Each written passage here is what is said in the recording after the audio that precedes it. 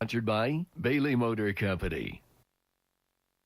You can feel a chill in the air this morning. We all know what's coming. Yeah. Yet imagine living in a home that used no fossil fuel to stay warm. In fact, never generated a heating bill at all. Ever. It's a Green Team 5 kind of story.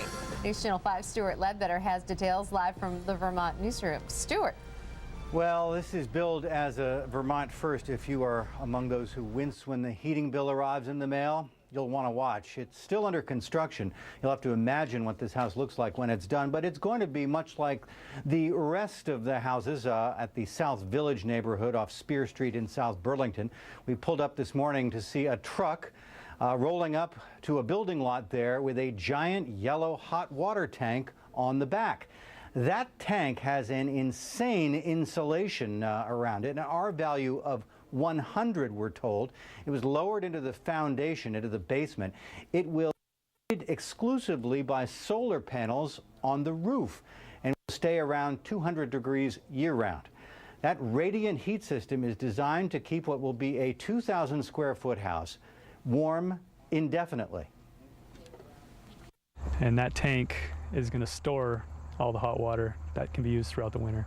So we're going to be recharging it in the winter times, but it's going to be the majority of the heat will come from the summer. I look at it myself as we're pre-buying our energy. So in the long term, it makes financial sense. It adds about $80,000 to the purchase price, Roy estimates, but it will pay for itself in about 15 years, about half the mortgage, give or take. We're told South Village is going to offer this solar-powered system as a standard option for new homes built there.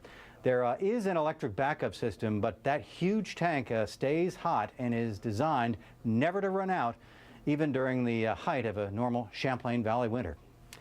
Imagine no oil bill. Pretty attractive. Live in the Vermont newsroom, Stuart Ledbetter, News Channel 5.